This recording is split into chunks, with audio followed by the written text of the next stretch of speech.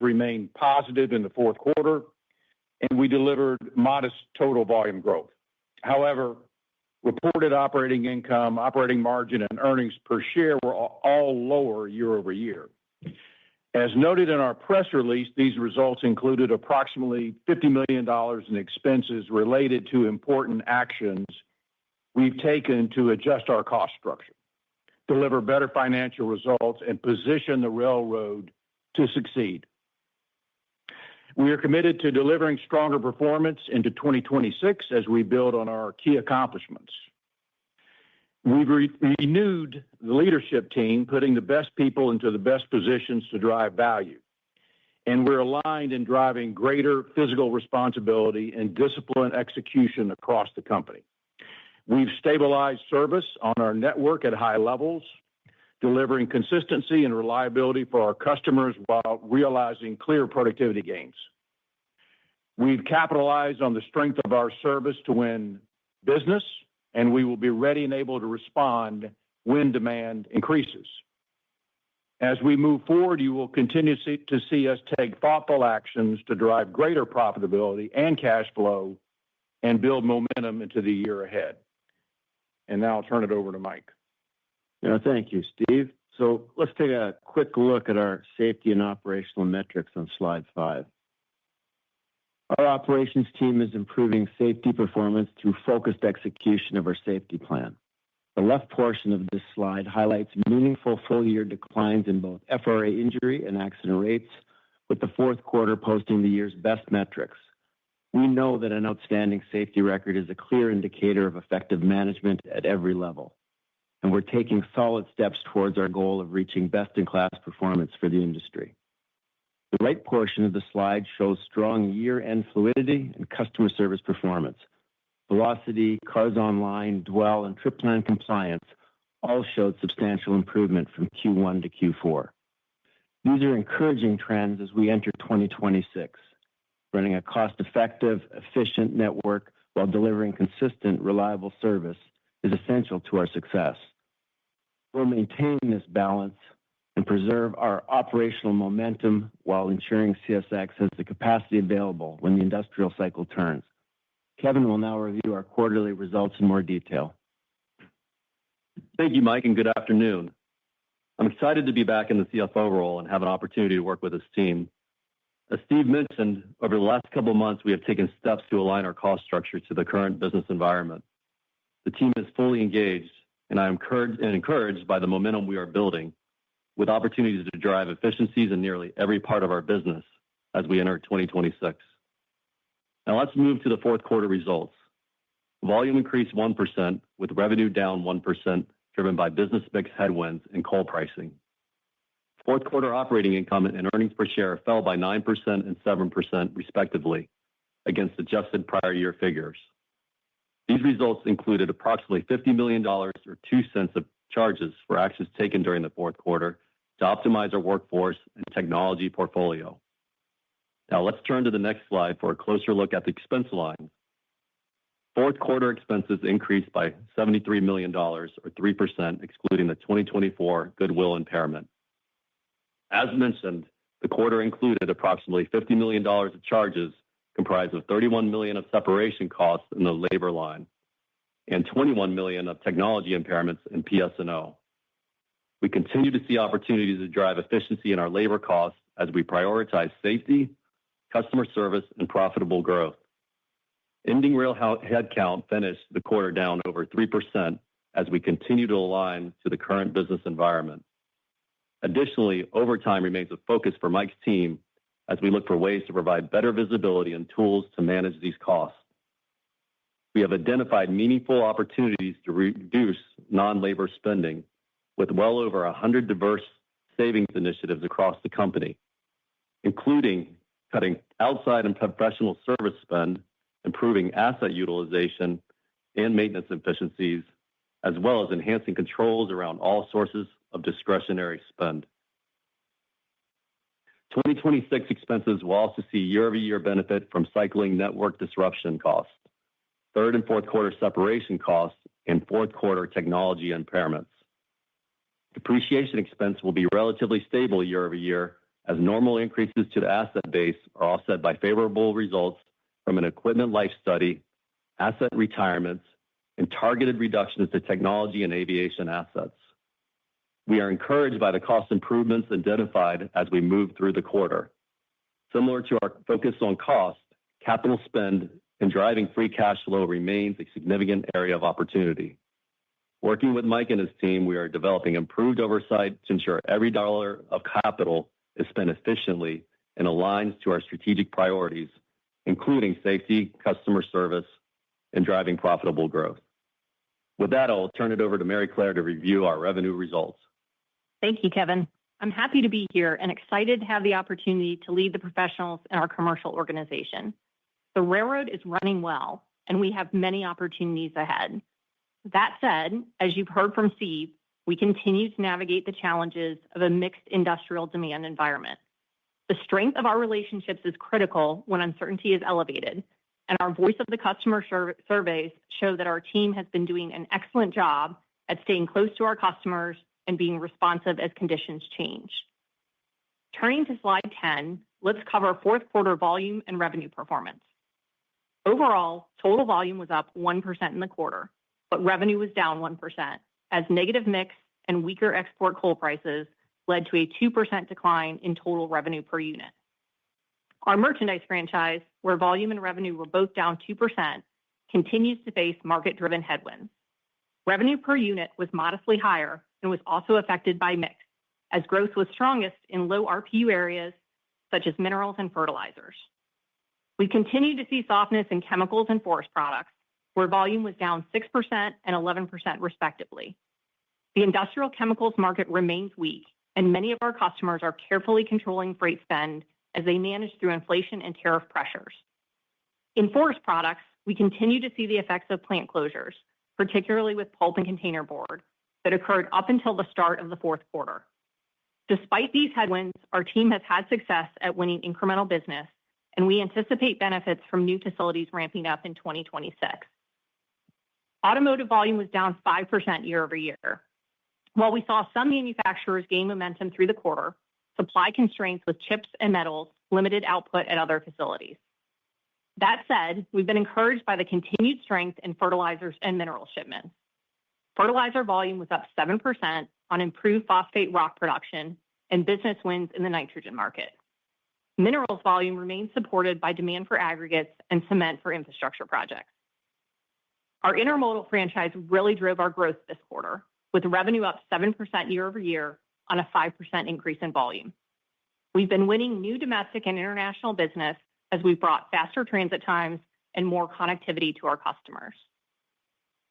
Finally, our coal business grew modestly in the quarter, with volume up 1% year over year.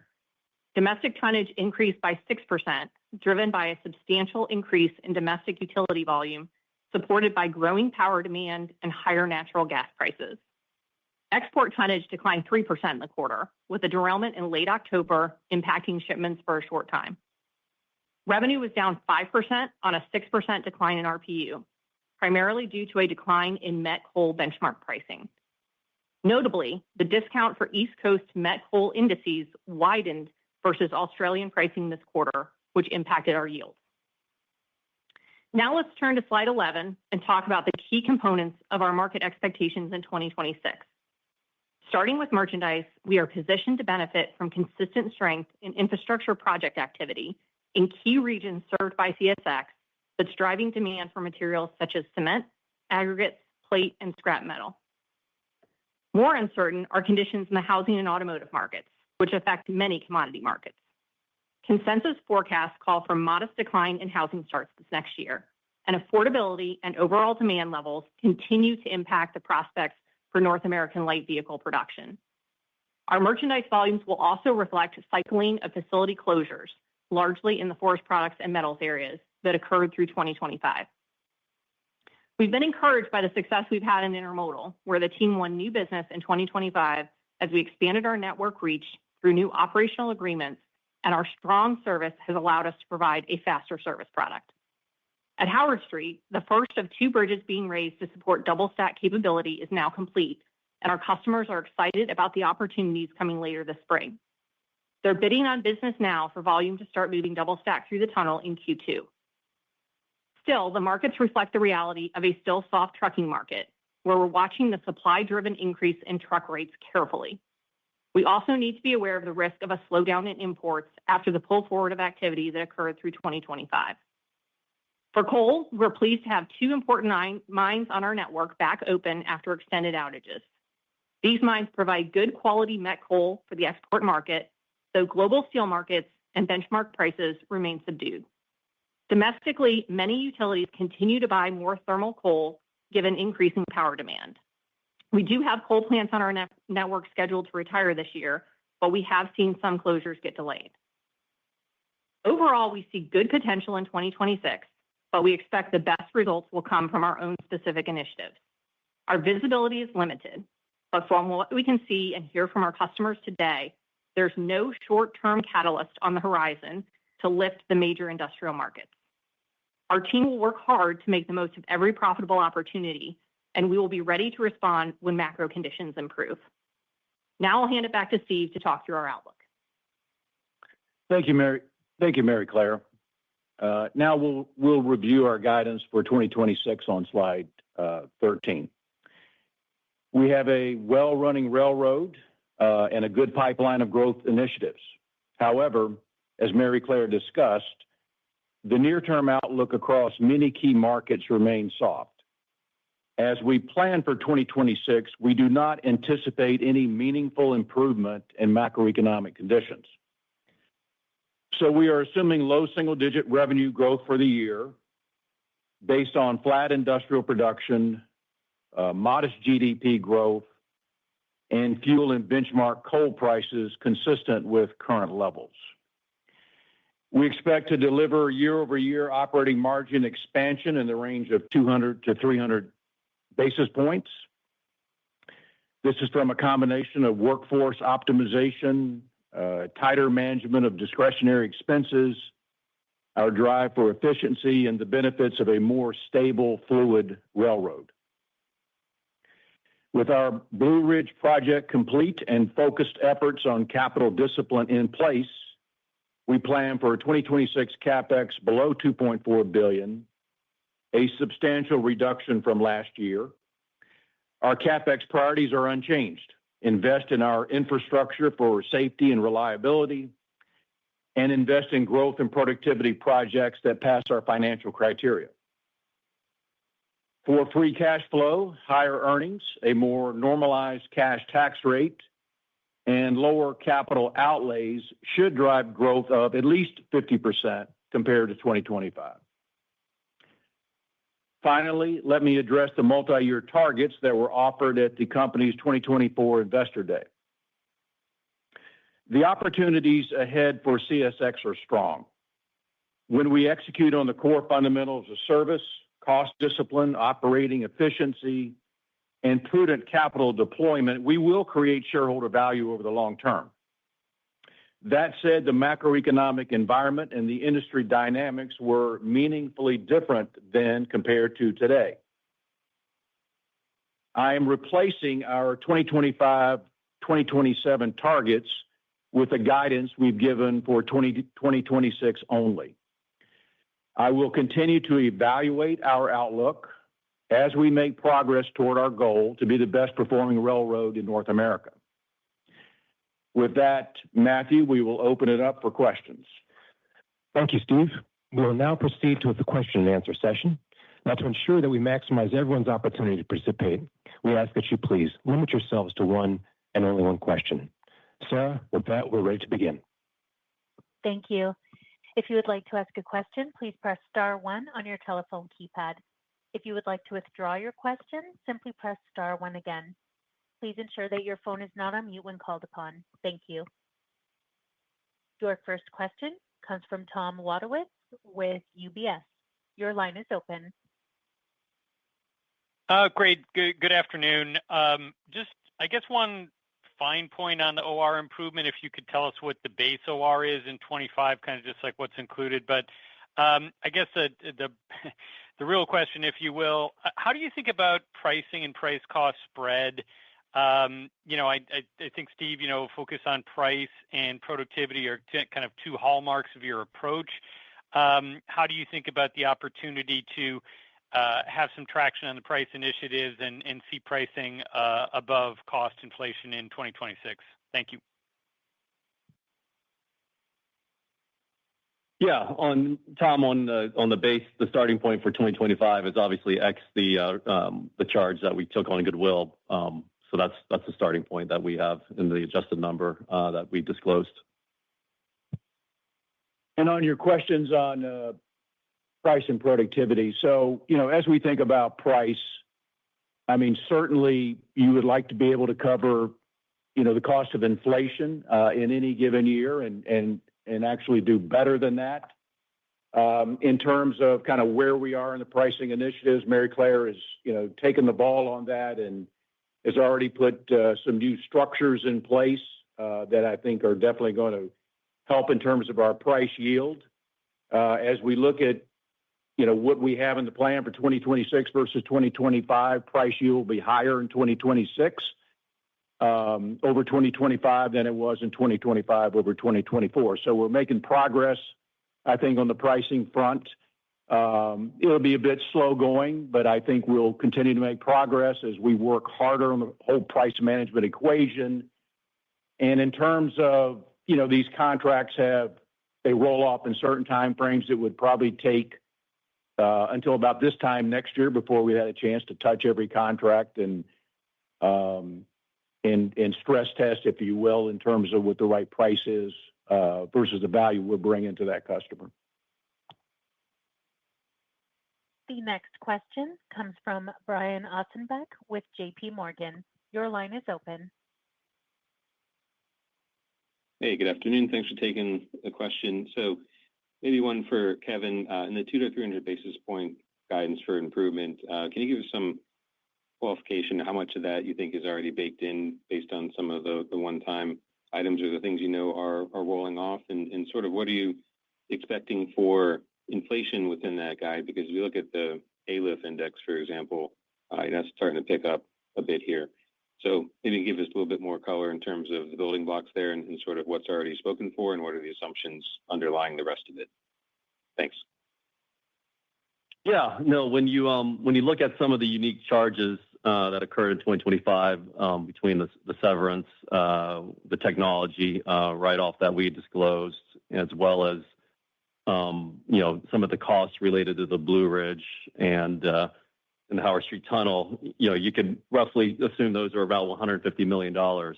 What we're doing, what our guidance implies, is a much greater initiative around productivity and a big focus across the organization to drive that. And so you'll see our productivity numbers, if you do the math, have a fairly significant increase and step up. When we think about what's happening on the inflation side, on our labor side, that's pretty self-explanatory. On the union side, the industry has obviously embedded labor inflation. Next year, you'll see another wage increase in the 3.75% range. We're also experiencing a little bit of more healthcare inflation going into 26 versus 25. So I would say on the labor side, that's pretty consistent with what we saw last year, maybe a little bit higher than last year. And then on the non-labor side, a lot of efforts by the procurement team and others to drive that a little bit lower. So expect a little bit lower inflation on the non-labor side. So overall, I would look at inflation probably being in that 3 to 3.5% range. The next question comes from Scott Group with Wolfe Research. Your line is open. Hey, thanks. Afternoon. The low single-digit revenue growth for the year, any just sort of rough thoughts on volume versus yield in that? And then maybe, Steve, just bigger picture, like the guide this year, I guess, implies like a 64 to 65 OR. Now that you've been here a few months, do you have a feel for like what you think the longer-term operating ratio should be? Should this be a sub-60 OR railroad in the next few years, or is that I don't know, how should we think about that? Thank you. Hi, Scott. This is Mary Claire. I'll take the first part. So I think as we think about next year, we're looking at modest volume growth going into the year. I covered some of the macro environment that we're seeing out there. And, while we're optimistic about certain areas and we see growth opportunities in places like intermodal, places where you see infrastructure investment like our minerals markets. And I think, there's some potential on the domestic utility side when you think about the need for power generation as well as natural gas prices are. Those are kind of more positives for us. But then as I talked about, when you look at more of the industrial economy, we still see a lot of headwinds out there. So at this point, we'd say really modest volume growth next year. Yeah, and I'll just talk in terms of operating margin percent. Look, we want to expand it every year. And if we're doing the right things on price management and productivity, we will be able to do that.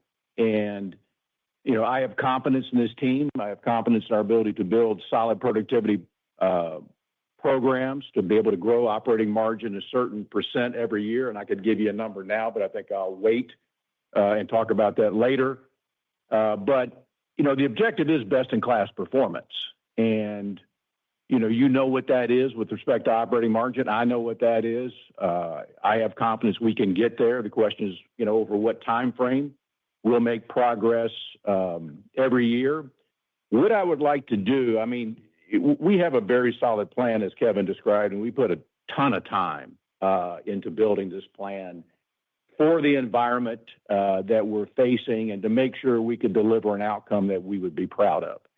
So that's where we are. But what I would like to see over the course of time is how well we can execute to those plans.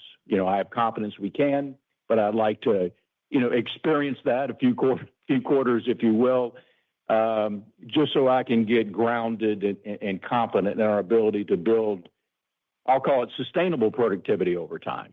And I think we can do that, but, give me a little time to get more confident in our ability to do that. The next question comes from Ari Rosa with Citigroup. Your line is open. Hi, thanks for taking the question and good afternoon. So we're looking at, I apologize because this is a little bit short-termist, but we're looking at potentially a pretty nasty storm coming up. Not too long ago, we saw CSX's network face a pretty big setback given some storms. I'm curious, maybe Mike is the best one to answer this question. Just how are you preparing for the storm and how do we get confidence? Maybe it's an opportunity to talk about kind of how you're running the network differently now versus, say, 12 to 18 months ago. But what are the risks that these types of events could present setbacks and how do we get comfortable that, this isn't going to be a big obstacle in Q1? Thanks. Sure. Thanks for the question. All right. As we've said, the network is going into this in much better condition than last year when we started facing storms.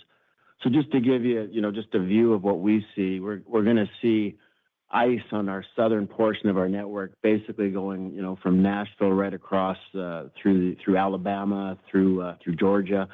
And then in the middle section of our network, we're going to experience, or we see right now from the weather reports, we're going to experience heavy snow right from Indiana through Kentucky, right across PA, Western Maryland, Virginia, all the way up the I-95. So in terms of precautions, here's some real detail. We're going to have senior coverage right around the clock in all of our key areas, including our network center.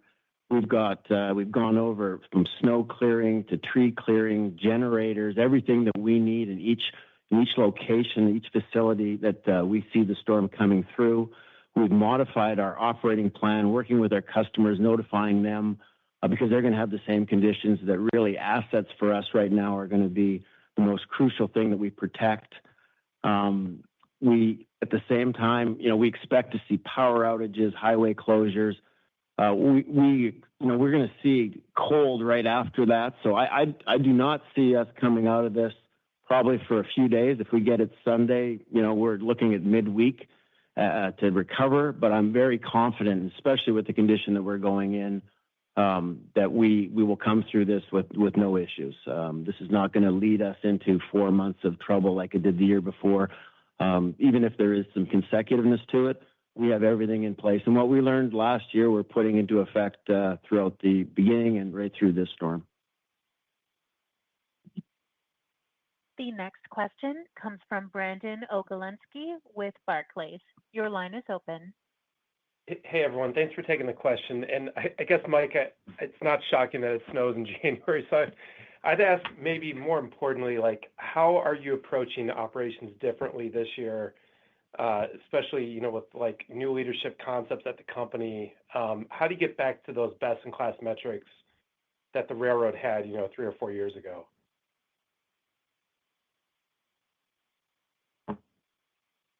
Thanks for the question. I think you can see by the metrics we have now, we're running as good as we have 3 or 4 years ago.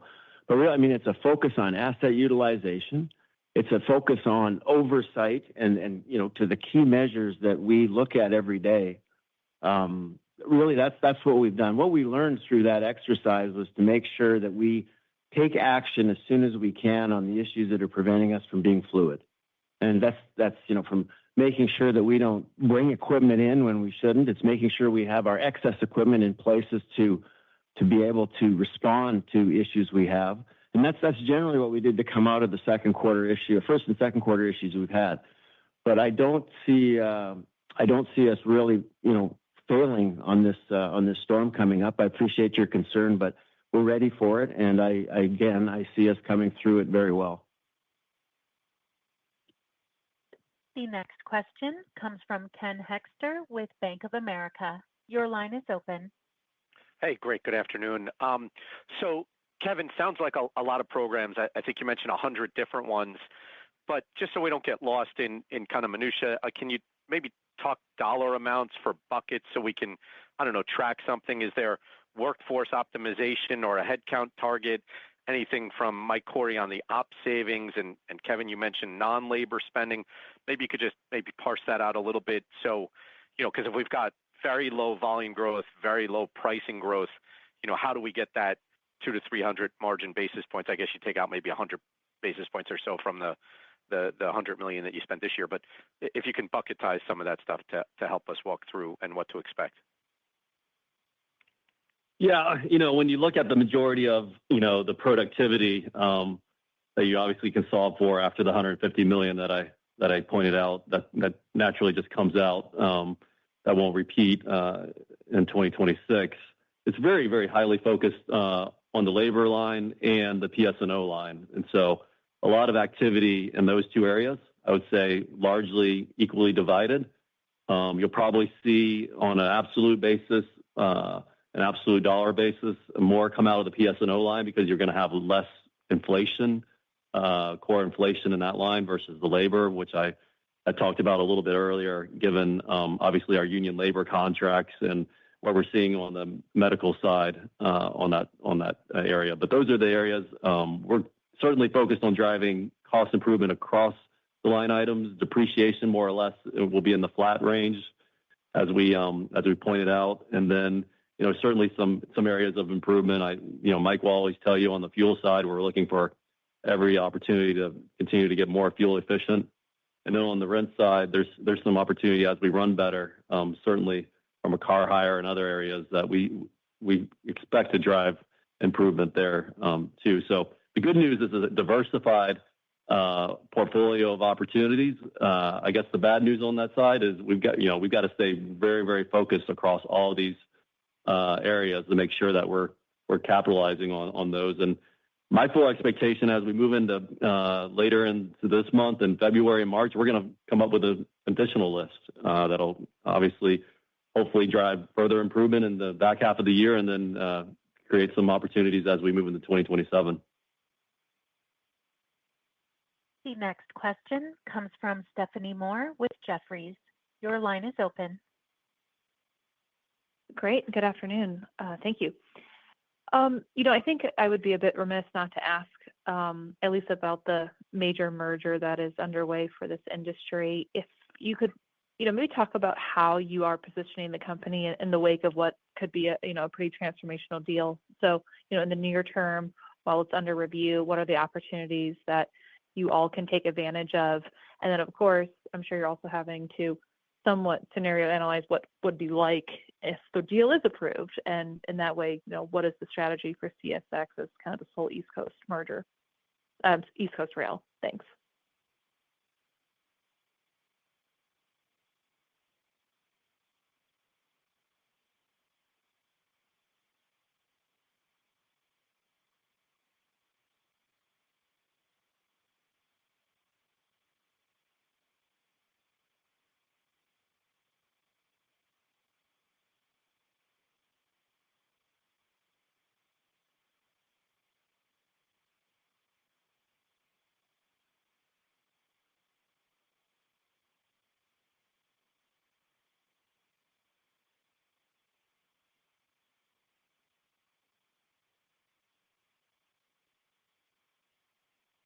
And made a call. It took 3 years before the final restriction was lifted. So for 3 years, we were kind of in deal purgatory. And what you have to do is make sure that you're running the business to the best of your ability every day, and that's kind of the key in this process. I don't know what conditions are going to be required for approval. That remains to be seen. I think this is a long process, and we'll find out what that is. And then when you get to the end of that, if a merger is approved, you still have to execute.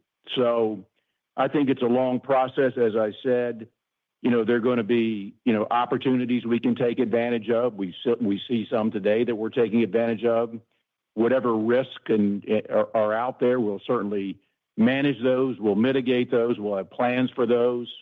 As the time comes forward for us to make our case to the appropriate authorities, we'll certainly be prepared to do that.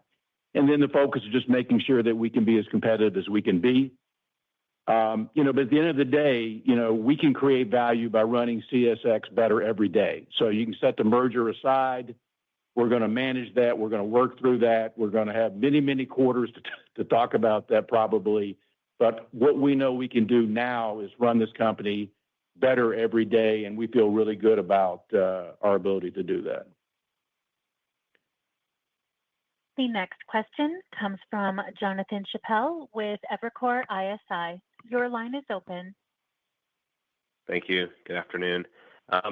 Kevin, maybe Mary Claire, can you just help us a little bit with coal RPU? Feels like the way that we're calculating it now is a little bit different than the last several years. And, what are you thinking about as baked into that revenue growth? Do we see, and this is from both a 1Q and a full year perspective, is it kind of stabilized from this 4Q exit rate, or is there some improvement baked into what's a very important yield line item? Yeah, so it's Mary Claire. I'd say as we think about RPU going forward, there's always a mixed element that comes into our business. And so as I think about going into 2026, talked about some of the markets that we feel a little bit better about, as well as ones that, we see more risk. And so intermodal, we feel good about. When you think about some of our merchandise side of the business, we see some impacts there of probably stronger growth in some of our lower RPU business, like minerals and fertilizers, and more softness in some of our higher RPU business. When you think about our forest products business or our chemicals business, talk a little bit more about next year. We've got overlaps that we saw closures over the course of 2025, quite a few of that in our forest products line of business. We see auto down next year from a North American light vehicle production perspective. And we also have a large plant on our network that will be down over the course of next year. So that'll certainly impact, where we see volume growth versus decline, and that comes into play. I would tell you, Steve spoke earlier about, how we're thinking about pricing. We've had a lot of conversations there. We've looked at our processes and controls, and, Mike's delivering a really good service product right now, and customers value that. And so we're going to take that into account as we think about going forward. And you also know there's a portion of our business that we can touch every year. So that'll impact from a timing perspective. Yeah, I'll just add on the coal RPU, just as a headline. We went through a year where we're lapping some pretty difficult comps, and we'll be through that by the first quarter on that side. So we'll see a lot more stable, maybe slightly down, but again, that to Mary Claire's point, it's a lot about mix, and obviously with a stronger southern utility demand, that is helpful as well, given the length of haul. The next question comes from Chris Wetherbee with Wells Fargo. Your line is open. Yeah, hey, thanks. Good afternoon, guys. Maybe wanted to come back to a question I was asked earlier in the call and maybe think about it a little bit differently. I guess, Steve, you talked about best in class, and when you think about it from a margin perspective, we kind of know where the benchmarks are. CSX was there probably 5 or 6 years ago for a few years, and I know things are different, mix is different. There are some other dynamics in the market relative to then. But I guess as you've been there for 3+ months now and had a chance to kind of think about the business, is there anything meaningful that you see that would sort of prevent the ability to get back to those levels, whether you think about sort of the different customer mix, how things are changing, if there's anything from a network perspective we should be thinking about? I get the productivity, and you have to kind of get some reps in before you feel comfortable with how that can be sustainable. But anything sort of, maybe insurmountable that you see right off the bat?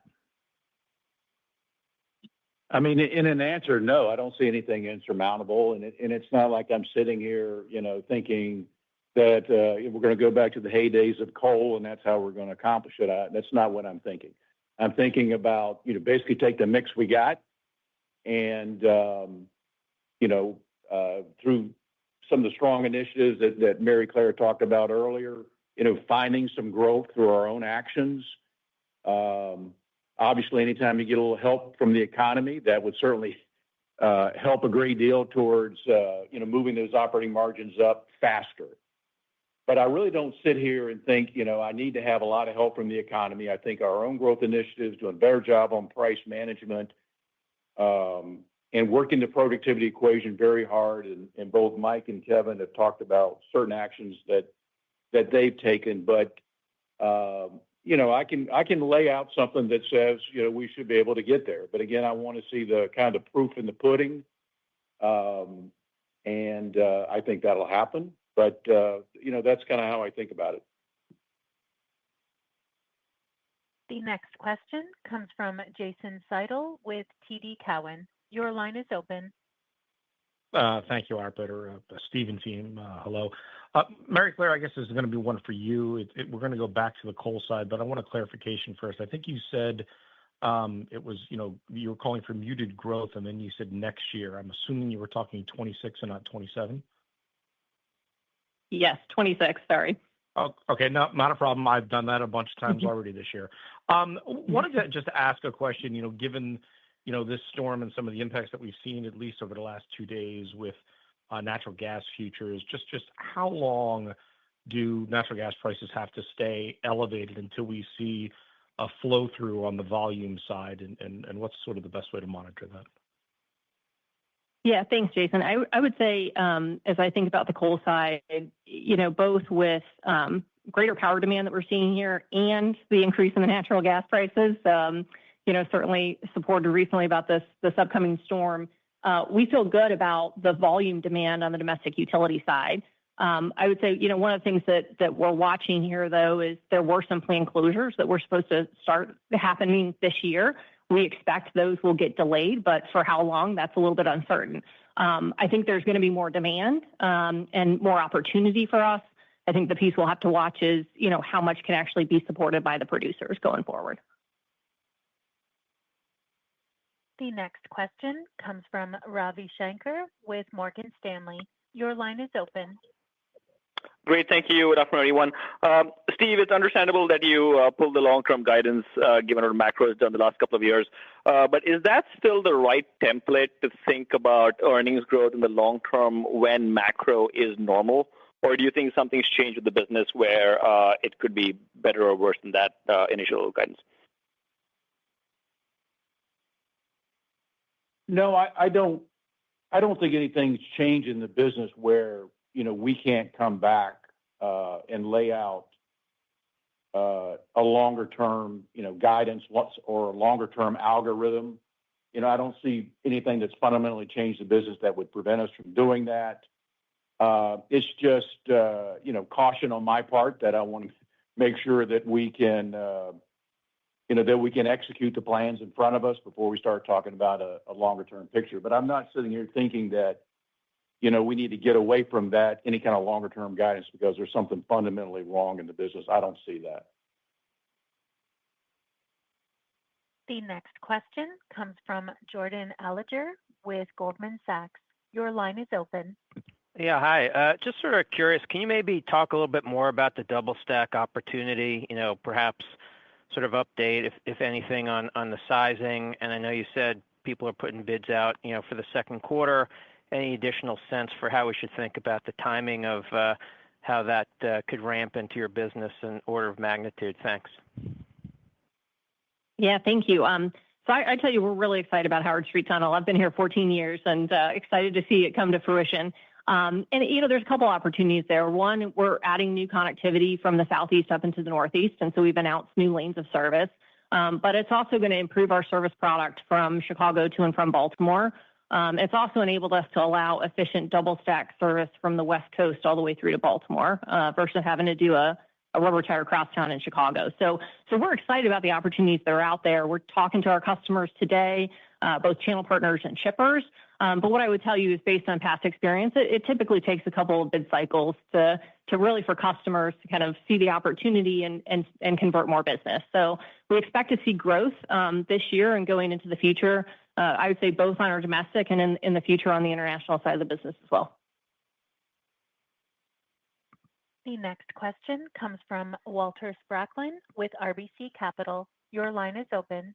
Yeah, thanks very much, operator. Good afternoon, everyone. I wanted to come back to the revenue growth profile of low single digit. I know whenever I think about pricing in the rail industry, I kind of consider it in the 3.5% area, and then you do assume some volume growth, it would seem. So just curious, is there a mix effect at play here where we should build in some negative mix, or are we seeing that core pricing number that's typically north of 3, somewhere below 3? I know, Mary Claire, you flagged truck pricing. I don't know if that's truck pricing is catching a bid here. So I'm just curious as to how you decompose the revenue growth versus what you would have seen typically in the past. Yeah, what I would say is, mix is always going to play a role, right? And so as I talked about this year and what we're seeing, we expect some of the stronger growth to be in our lower RPU segments. And so that is going to absolutely have an impact on us. On the intermodal side, that's lower RPU. Minerals and fertilizers, a little bit lower RPU for us. When you think about chemicals, when you think about forest products, when you think about automotive, there's headwinds out there. We're going to go after opportunities that we see and make sure they're accretive to the business. But mix is certainly going to impact where we see the growth come in 2026, and that will have an overall impact on the business. Kevin touched a little bit on the coal side earlier. I just mentioned on that. I do think that not only is there domestic utility opportunity this year, provided these closures that are scheduled get pushed back, but I would also say on the export side, last year we saw the numbers, the benchmarks come down pretty significantly over the course of the year. I think what we've seen is some pretty recent stabilization there. I guess I would call out that PLV has jumped up a bit, but I think it's important to note that when you think about our business, we're more heavily indexed to high vol, and I would say that's been more stable as opposed to seeing any significant increase at this point. The next question comes from Bascome Majors with Susquehanna. Your line is open. Steve, last quarter you gave us some thoughts early on in your tenure about your compensation philosophy and how it kind of applied to the rail model. Now that you've gotten through a few more months, you're in planning. Can you talk a little bit more tactically about how you and the board have talked about changing the incentives for senior management, both on an annual basis and a go-forward long-term basis? How are they different today than they were, the last few years? Thank you. Well, we're basically in the process of rolling out the new metrics, kind of as we speak. But if you, to your point about what I discussed last time about most important, and it's really inherent in our guidance, right? I talked about operating margins as being very important in terms of, demonstrating that we can continue to improve the quality of the business. And so that's an obvious metric. Operating income dollars, that's what translates into, net income and earnings per share. So that's obvious. That will always be an important metric. safety will always be part of the mix. And if I had to pick three metrics that are most important to us sitting here at this time, it'd be those three, including safety.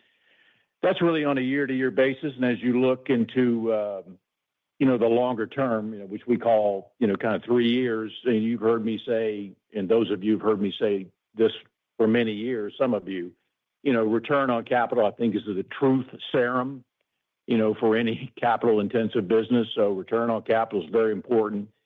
And, it's total shareholder return. How well are we doing compared to the S&P 500 industrials? I think that's, important to all of us. So, kind of in a nutshell, those are the metrics that are most important, and I've always liked to focus the organization on a handful of really important metrics as opposed to having, 8, 10, 12, as I've seen other companies do over time. And I think that's, if you want to motivate the organization, if you want to incent the organization, you need to have metrics that are very meaningful and reinforce that every day. The next question comes from David Vernon with Bernstein. Your line is open. Hey, good afternoon, and thanks for fitting me in here. So, Steve, if you could maybe kind of address the cadence of OR improvement we're expected as we get through this year. Should we be expecting kind of year over year across the board, or is it going to be a little bit more back or front end weighted? And then if you could put a hard number around what the run rate benefit you're expecting from the cost actions you've taken to date, I think that would help us kind of better understand the bridge for kind of what's organic or volume dependent and what's already kind of in the bag. Thank you. Yeah, when certainly there are comparisons when you think about what occurred in 2025, and I would obviously highlight first quarter, given some of the storm activity and other things that occurred to us as a quarter where we should have good year-over-year performance, probably above the average for the year. This is a continual process. As we move through the year, we continue to expect to get better and drive more costs out of the business, and we'll see if what the revenue story is. We're obviously not assuming a whole lot, but there's a lot of activity around that as well.